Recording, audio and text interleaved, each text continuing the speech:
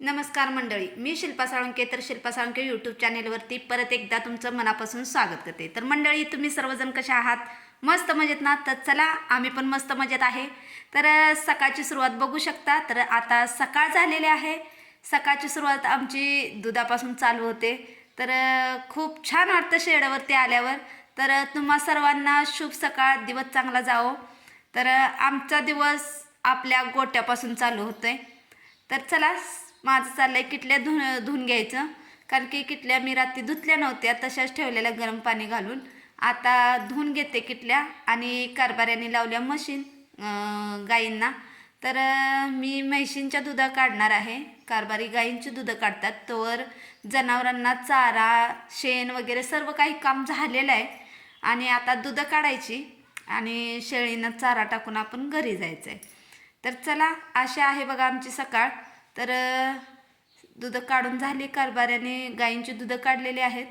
आणि ही दाखवते त्या आमासनी की आपल्या शेळीला 3 पिल्लं झाले तर त्या पिल्लांना दूध पाजायचं आहे. त्यामुळं ती मला दाखवते ते एवढं बास का. तर तुम्ही म्हणणार, गाईचं दूध का शेळीच्या बकऱ्यांना पाजताय? तर आमच्या शेळी आहे तर म्हातारी झाल्या आणि तिला 3 पिल्लं झाले. तिला दूध थोडंच आहे, दूध जास्त येत नाही. आणि त्याच्यात त्या 3 बकऱ्यांचं पोट भरत नाही. त्यामुळं त्यांना आम्ही गाईचं दूध पाजतो. आणि ही बघा आमची रेडी. तर बॉटल आमची खराब झाल्या, म्हणजेच की त्याचा बूच आहे तो तुटलेला आहे, उंदरानं खाल्लाय बाहेर राहिल्यामुळं. कारण की जाताना ड्रमात टाकून जावं लागतं आमासने. आणि ती लबरी असल्यामुळं दुधाच्या वासानं ती खाल्लंय उंदराने. त्यामुळं त्याला आम्ही असं टपामध्ये दूध पाजतोय. तर चला, बकऱ्यांनासुद्धा आपल्याला दूध पाजायचं आहे. पहिल्यांदा म्हणलं रेडीला आपल्या दूध पाजून घ्यावं, कारण की तिची पण धडपड जास्त चाललेली दुधासाठी. आता ही मागं रेडी आहे, तिला पण दूध पाजायचं आहे. ती बघा माझं स्वेटर वडत्या की मलासुद्धा दूध पाज म्हणून.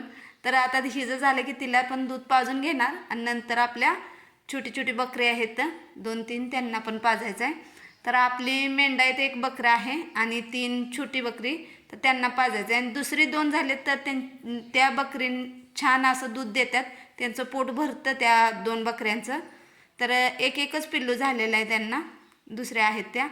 ही बघा आपली ही मेंढ्यात आहे, ते दूधच भरून देणं झाले. बघा कशी गडबड चालली आहे सगळ्यांची. बॉटलसुद्धा भरून देत नाही ती, लय दमवते ती चारीच्या चारी. तर किती त्यांची गडबड चालली आहे की मला पाहिजे मला पाहिजे, हा म्हणतंय मला पाहिजे, ते म्हणतंय मला पाहिजे. मला सुचना, 2 बॉटल घेतले त्या, दोन्हींच्या तोंडात दिले त्या. तर दुसरी 2 लागले ते बघा कशी करायला. तर अशी आमची गडबड सकाळची चालू असते. दूध पाजायचं म्हणलं की ह्या चारीसनी कसं पाजायचं, 2 बॉटल हातात आणि 4 बकरी. तर बघू शकता कशी करते त्या. तर ही मेंढायत आहे, याला सर्वात शेवटला दूध पाजते. कारण की जरी अगोदर दूध पाजलं तरी ते मध्ये मध्ये येतं, त्याला ती बॉटल ओढल्याशिवाय राहत नाही, असं करते. तर अशी असते आमची सकाळची सकाळ. तर एका शेतकऱ्याची सकाळ शेडापासूनच चालू होते. तर आमचीसुद्धा तशीच आहे. तर आपली शेती आणि जनावरं यातच सर्व सुख आहे म्हणाय काय हरकत नाही. तर भारी वाटतं. आपला नफा तोटा काय असू दे, काय होयाचं ते होऊ दे. दूध उत्पादक म्हणलं तेवढं चालायचं. तोटा पण होतो, फायदा पण होतो, असं असतं या घावडा वाजतोय. तर काही वेळेस तोट्यात जातो, काही वेळेस दुधाची कमी आली तर की जनावरं खूप त्रास होतो, त्यांचं खाद्यच भागत नाही. आणि ज्यावेळेस दूध द्यायला म्हणजे चालू होतं त्यावेळेस भरघोस असा पैसा पण येतो, त्याचं खाद्य पण भागतं. तर चला, हे असंच राहणार आपलं चालू. तर जनावरांना त्यांनी नवीन मुरक्या आणल्या त्या. तर मुरक्या घालायला लागल्या त्या 2 म्हैशींना आणि एका गाईला. तर 2 गाईंना आहेत ऑलरेडी, नवीनच आहेत त्या पण. आणि आता ह्या जुन्या झालेल्या, त्यांच्या खराब झालेल्या म्हणून त्या काढल्या आणि घातली बघा. तर आमची दुसरी म्हैस आहे, ती लय दमवती. ती अजिबात म्हणजे घालून देत नाही मुरकी. बघूया आता काय करत्या. तर कारभारी बघा दुसरी मुरकी घेऊन आले त्या म्हैशीला घालाय. तर ही लय आगाव आहे आमची म्हैस, मुरकीच घालून देत नाही. बघा आता किती त्रास देत्या. कारभाऱ्यांचा दंगा चाललाय, मला म्हणते ती इकडे घालू लागायला तिला धरायला. तर असं बघा आमचं रुटीन चालू असतंय. म्हैस त्यांना एकट्यानं ऐकना, मी आली तरी मला सुद्धा ऐकत नाही. एवढा म्हणजे जास्त त्रास देते बघा. म्हणजे मारत वगैरे नाही, खरं मान इकडं तिकडं करायची, ती घालूनच द्यायची नाही. पहिली मुरकी आहे ती सोडायच्या आधीच कारभारीने दुसरी मुरकी चढवली.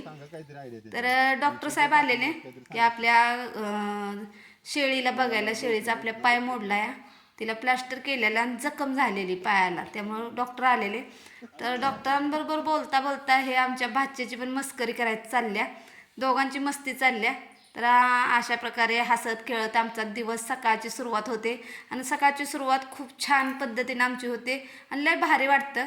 तर बघा ही शेळी आहे, तर हिचा पाय मोडला आहे आणि तिचं प्लास्टरसुद्धा आम्ही काढलेलं आहे, कारण की जखम झालेली पायाला प्लास्टर केल्यानंतर कोंबड्याने जखम करून सोडलेली तिच्या पायाला, त्यामुळं.